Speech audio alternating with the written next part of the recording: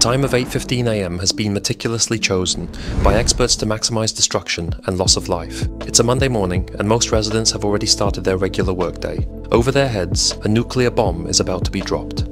Let's take a step-by-step look at what happened, from the launch, through the drop, to the inferno that turned the city into a living hell. You'll get second-by-second details of the explosion. You'll learn who knew about the mission, who opposed it, and when it was decided where exactly the attack would take place. This is the nuclear bomb dropped on Hiroshima, step-by-step what happened and its consequences. All videos from the This Is series are available ad-free now on my Patreon, Paul Black. If you're interested in the topics on my channel, start following me for more content. Now sit back and relax, we're starting.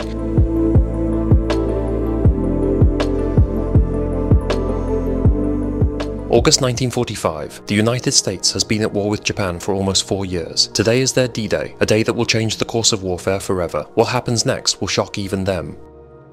It's Monday, August 6, 1945, and our story begins several hours earlier. At 2 AM, we are on Tinian Island in the Pacific. The crew of the bombers Enola Gay, Great Artiste, and Necessary Evil is waking up. Breakfast, pre-flight checks, and preparations for one of the most critical and challenging missions in aviation history await them. At 2:45 AM, the bomber Enola Gay takes off, heading northwest toward Japan. This is a standard Allied aircraft, typically used for carpet bombing missions. In its cargo hold is the uranium bomb Little Boy, weighing almost 4.5 tons. To enable the plane to take off, all armor plating, most defensive weapons, and part of the fuel supply have been removed. Minutes later, the other two aircraft take off. They carry instruments to measure the pressure wave and other physical parameters of the explosion, as well as cameras to photograph and film the blast and its aftermath for propaganda purposes. The planes align on their route and proceed across the Pacific to avoid enemy interception. The potential targets are Hiroshima, Kokura, and Nagasaki. The pilots achieve a cruising speed of 300 km per hour and ascend to an altitude of 9,000 meters. The journey to the Japanese mainland will take over 5 hours. On board Enola Gay are 12 crew members. Most of them are entirely unaware of the mission's purpose. All were carefully selected and vetted due to the high secrecy of the task. Only the navigator, Van Kirk, and the commander, Tibbets, knew about the atomic bomb. Tibbets, along with radar specialist Bezer, helped design the bomb's release mechanism and measure its effects. Both trained at Los Alamos, the secret research facility of the Manhattan Project, dedicated to developing nuclear weapons. Around 6 AM, Enola Gay receives confirmation from reconnaissance planes that Hiroshima has clear skies and all conditions above the city are suitable for the attack. The pilot sets a course of 85 degrees toward Hiroshima. Most of the city's residents are already beginning their regular Monday routines. The timing was meticulously planned by Colonel Tibbets, meteorologists, and military and scientific experts to maximize destruction and loss of life. Commander Tibbets informs the rest of the crew about the mission. Lieutenant Jepson and Captain Parsons insert the bomb's explosive components into its core. This critical operation sets the stage for the nuclear explosion. Assembling the bomb mid-flight is risky. Any mistake could lead to an onboard catastrophe. At 7:45 AM, Lieutenant Jepson disarms the bomb's safety mechanisms. In Hiroshima, people are commuting to work, children are heading to school, and some are visiting markets. The city is still undergoing repairs from an air raid 9 days earlier. 15 minutes before the explosion, some people in the city hear the hum of a massive aircraft approaching. However, they pay little attention as no air raid sirens have been activated. Hiroshima's defense forces believe it to be a reconnaissance flight, not a bombing mission. It is currently 2 minutes before launch. Enola Gay is flying precisely on schedule. Major Farabee visually aligns with the city, searching for the target point. The target is the Aioi Bridge, which had a T-shape to be easily identified from the air. The Norden bombsight, assisted by a computer, determines the precise point for release. At 8:15, Colonel Tibbets gives Major Farabee the order to drop the bomb. Farabee manually activates the bomb release mechanism.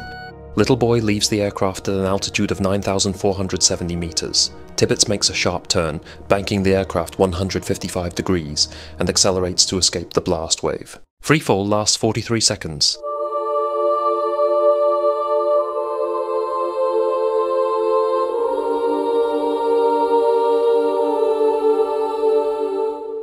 At 8:16, the bomb is approximately 600 meters above the city, and its core begins the initiation of a nuclear fission reaction.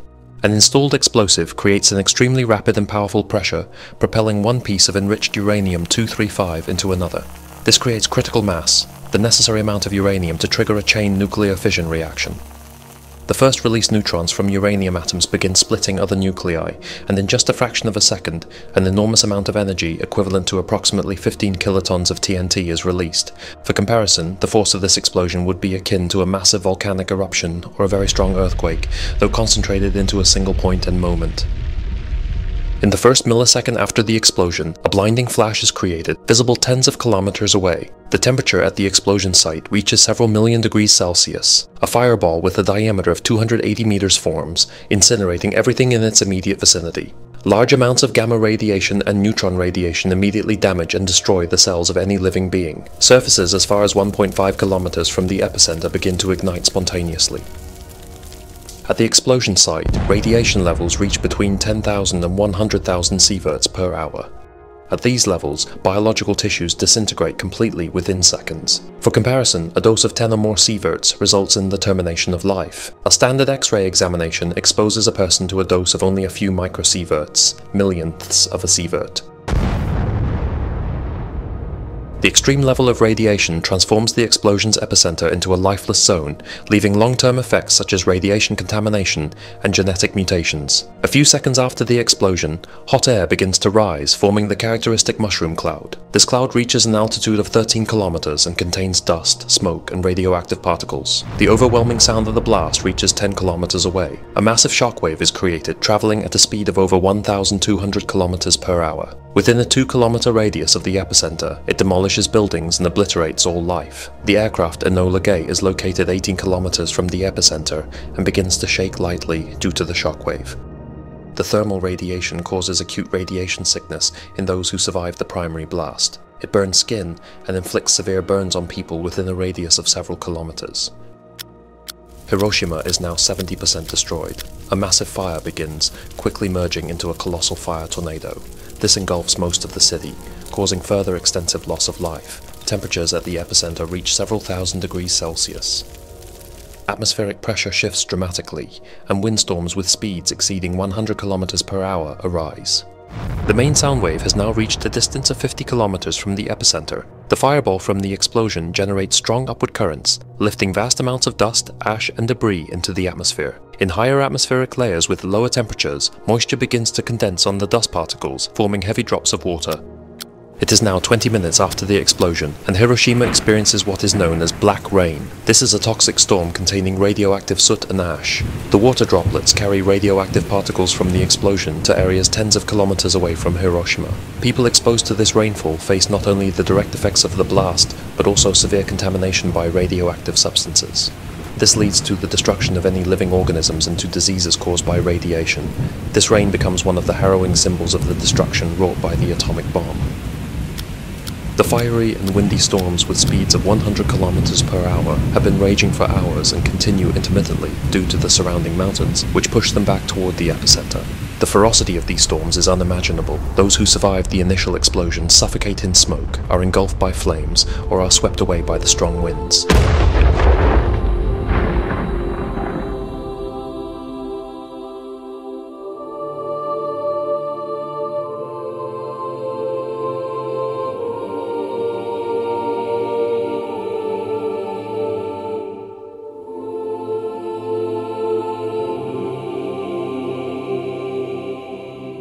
The day after the nuclear attack on Hiroshima, August 7, 1945, the city was nearly unrecognizable. At the epicenter of the explosion, which leveled buildings to the ground, only one structure remained standing, what is now called the Hiroshima Peace Dome. The surrounding area was covered with ash, debris, and melted remnants of buildings. Streets were filled with corpses and severely injured people wandering in shock, many with burns and open wounds. The air was thick with smoke and radioactive dust. Local hospitals and makeshift shelters were overcrowded, medical supplies were depleted, and surviving doctors and nurses were overwhelmed. People suffered from acute radiation sickness, which manifested as nausea, hair loss, and other symptoms. Radioactive fallout contaminated the soil and water, rendering it deadly for months. Those who attempted to drink water often did not survive afterward. Despair and chaos were evident everywhere as survivors searched for their loved ones. The atmosphere was filled with grief, horror, and helplessness as the city faced the aftermath of this unprecedented tragedy. Survivors were mentally paralyzed and confused. Many had lost family members, homes, and all means of support. No one knew what to do. People had to rely solely on themselves. The extent of the destruction made immediate rescue nearly impossible. The explosion destroyed most roads, bridges, and rail connections, along with warehouses, shops, markets, and distribution centers. Within minutes of the blast, there were 70,000 to 80,000 fatalities, approximately 30% of the city's population. Thousands more succumbed in the following days due to burns, injuries, acute radiation sickness, contaminated water and food, hunger, and exhaustion. Radiation levels in the epicenter dropped to 10 to 50 sieverts per hour. At these levels, the cells of any living organism break down within minutes. For comparison, radiation levels in the Chernobyl reactor shortly after the 1986 disaster were hundreds of sieverts per hour in some areas. The typical environment on Earth has radiation levels ranging from 10,000ths to thousands of microsieverts per hour. A rationing system was immediately implemented. From the outskirts of the city, a minimal amount of rice, dried fish, vegetables, and canned or dried food was distributed to survivors. Outside the city limits, people scavenged wild plants, fruits, roots, or seaweed from the coast. However, the food was often contaminated by radioactive fallout, increasing health risks. The Japanese government and military gradually began sending aid units with food, medical supplies, personnel, and other support. International humanitarian organizations did not provide assistance until much later, once they realized the scale of the catastrophe. Provisional kitchens were set up in most large squares, offering simple meals such as rice and vegetable soup. Many people had to make do with very minimal rations, often contaminated with radioactive fallout. For weeks, people suffered from hunger and malnutrition, which worsened their health, weakened their immunity, and made them more susceptible to diseases. High radiation levels also meant that survivors could only remain in the affected area for a few days or weeks due to acute radiation sickness.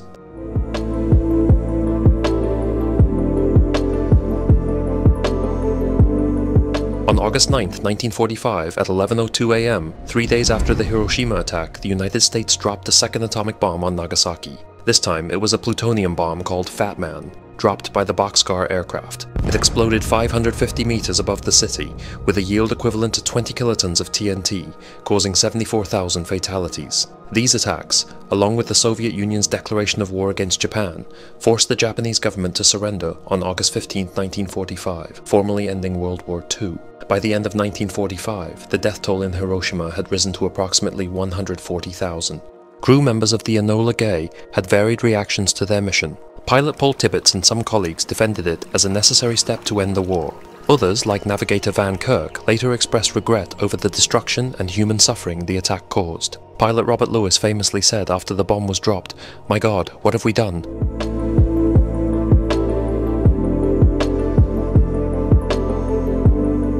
Those who survived the bombings of Hiroshima and Nagasaki suffered from radiation illnesses, leukemia, and other forms of cancer. The consequences also affected future generations. The Japanese term for these survivors became hibakusha.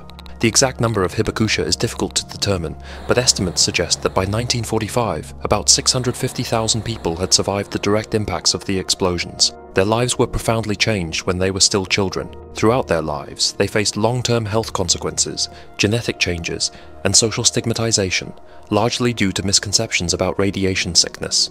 Many believed it to be hereditary or contagious.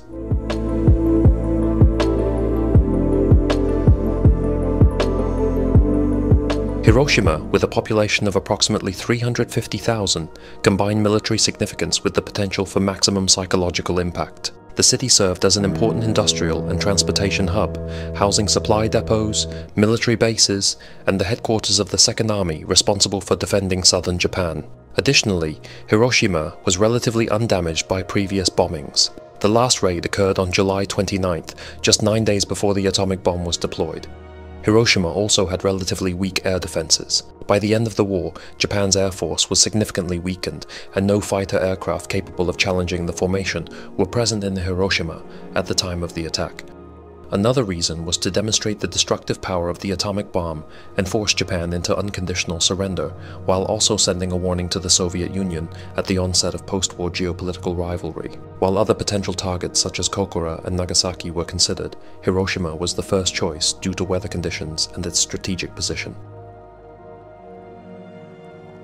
Today, Hiroshima is a symbol of peace and efforts toward nuclear disarmament. This is evident at the epicenter itself, which even after the city's reconstruction, was preserved in its original state as a memorial. Known as the Hiroshima Peace Memorial, or the Atomic Bomb Dome, this silent witness to destruction carries a universal message of peace, a warning against weapons of mass destruction, and a reminder of the human suffering caused by war.